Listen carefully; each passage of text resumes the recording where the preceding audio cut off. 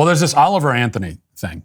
Last week, Anthony, of course, the guy that's behind the Richmond, north of Richmond song, he put out a video, I think it was late last week, maybe on Friday, that got a lot of attention and really seemed to sort of divide people on the right. There are two camps now that when it comes to Oliver Anthony and especially this video.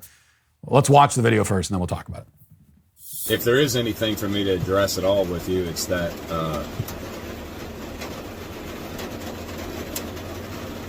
it's the one thing that has bothered me is seeing people wrap politics up into this.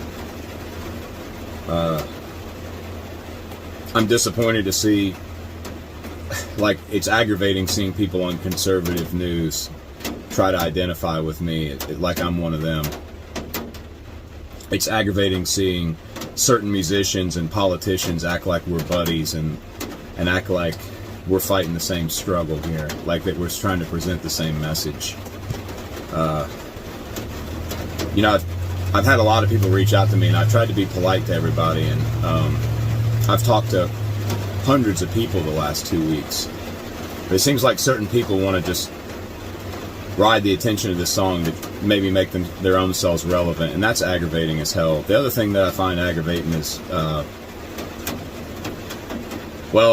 it was funny seeing my song it was funny seeing it at the presidential debate, because it's like I wrote that song about those people, so for them to have to sit there and listen to that cracks me up.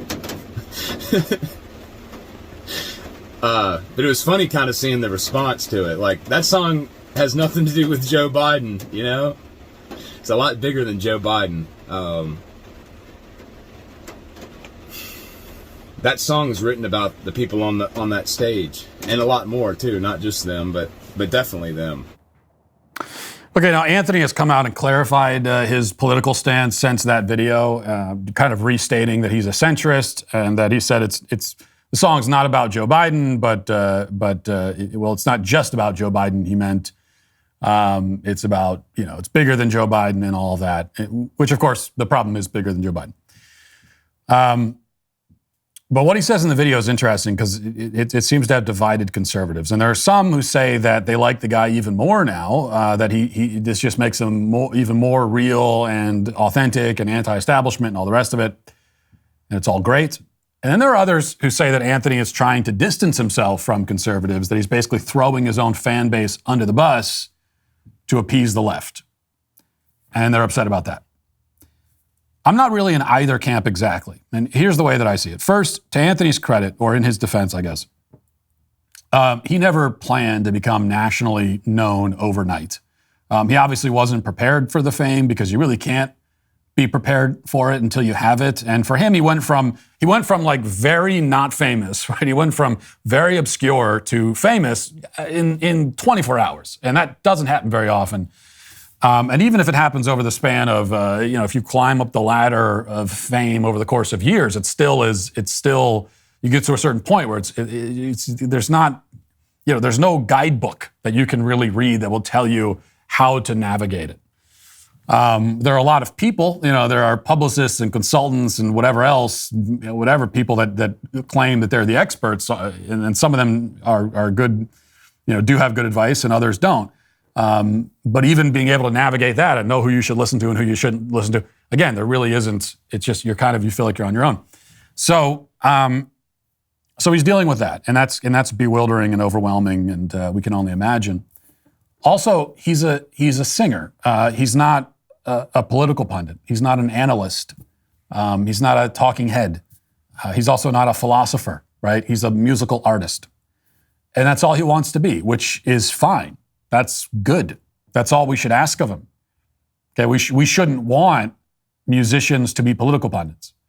And if a musician comes along that has a message that resonates with people on the right, it's very much a mistake to take that guy and insist that he become a Fox News pundit.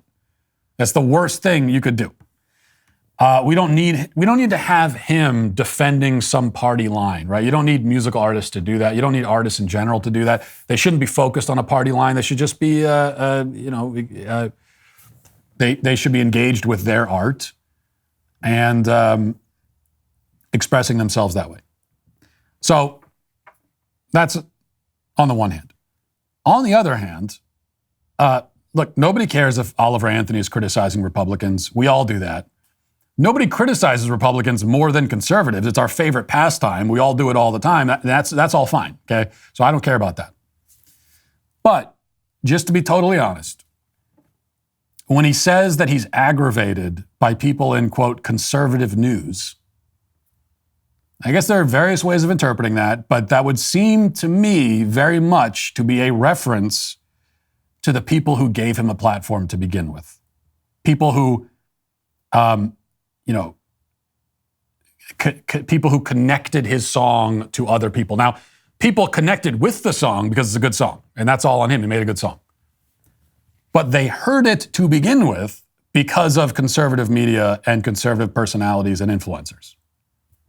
Prior to that, Oliver Anthony had an audience of basically no one on YouTube. And that's just a fact. He wouldn't have an audience without the conservative media personalities that he is now aggravated by. As many of you know, I'm a true grill master. I love grilling up just about anything. Thanks to my friends at Cinch, my grill is never empty with propane. Because of this, I can have whatever I want, whenever I want on the grill. Cinch is a propane grill tank home delivery service. They deliver propane tanks right to your door. Cinch delivers on your schedule, does not require any long-term commitment or subscription. Plus, delivery is completely contactless. You don't have to wait around at home. Track the order on the Cinch app from anywhere, whether you're grilling for your friends, camping with your family, or lighting up your fire pit on a cold summer night. Cinch's propane delivery service ensures that you have the fuel you need to make the most of every moment. Go online to cinch.com or download their app to order. New customers can get their first tank exchange for just $10 with promo code Walsh. That's CYNCH.com. Promo code Walsh. This is a limited time offer, and you must live within a Cinch service area to redeem it. Visit cinch.com/offer for details. Also, if you want some positive news in the culture war, since Roe v. Wade was overturned, the left has lost their mind, making abortion their official sacrament. The pro-life efforts, which are more important now than ever, are booming. You heard that right. Despite the narrative, pro-lifers didn't go away. They increased in number. As one of the largest pro-life organizations in the world, no one's in a better position than 40 Days for Life to end abortion in each state in a post-Roe America. 40 Days for Life is changing hearts and minds in the most blue pro-abortion states. They've had a record number of locations since Roe was overturned, and they grew in both volunteers and locations. With about 1 million volunteers in 1,500 cities, they hold peaceful vigils outside abortion facilities. You can help them fight the ongoing legal battles by protecting free speech for their volunteers by giving a tax-deductible gift of any amount at 40daysforlife.com. That's 40daysforlife.com. And look, I'm old-fashioned, I admit. I tend to think, like a thank you is perhaps more in order than expressions of aggravation. I don't know. But what really rubbed me the wrong way most of all is not even that. When he says musicians, he throws musicians into that. And he says, I'm aggravated by the musicians who are pretending to be buddies with me. Like, which musicians are you referring to? Because only a very, very, very few prominent musicians ever acknowledged that the guy even exists. I mean, John Rich is the only one I can even think of. There might have been a few others, but and John Rich was not pretending to be Oliver's buddy. He was trying to help him get his music out. Almost all the other musicians just never said a single word about Oliver Anthony at all. So, and the few who did were complimenting him and supporting him, and he's saying that he's aggravated by them, which is interesting. And finally, he says that he's aggravated by the fact that the song was played at the Republican debate. Well, an interesting fact here is that Fox called him and asked for permission to play it at the debate. And we know that because the Fox anchors who ware the moderators have said that. They said they got permission. But even if they didn't say that, we already know. Anyone who knows how these things work already knows. When I heard it playing at the debate myself, I immediately knew that Oliver Anthony approved that because of copyright law. And they're not going to just play the song without permission. I mean, they could, but they're probably not going to. They're going to get permission, and they said that they did. So he approved the song being played, and then said he's aggravated by it, and then said he doesn't want the song politicized. Yet he approved it being played at a political debate. So it doesn't make a lot of sense. So that's where I'm at here. I do think he seems to be playing sort of both sides of the fence a little bit, and I don't mean politically. I don't care that he's a centrist. Centrism is incoherent. It's never made less sense to be a political centrist than it does today when the two sides are so fundamentally opposed on the fundamental realities of life. There really is no middle ground on these issues. An issue like, for example, is a woman, can a woman be a man or not? Like, there's no middle ground. It's just, you can't, it doesn't exist. So you really do have to choose a side. You just do, period. So centrism makes no sense, but I don't care about that. You know, if you're a musician and you say you're a centrist, whatever, who cares? That's not the point. It's what could be perceived as throwing people who've helped and supported you under the bus. That's the thing I don't like. But then again, the guy doesn't have a PR firm helping him through this. That's the point. So it is what it is. That's what we're left with.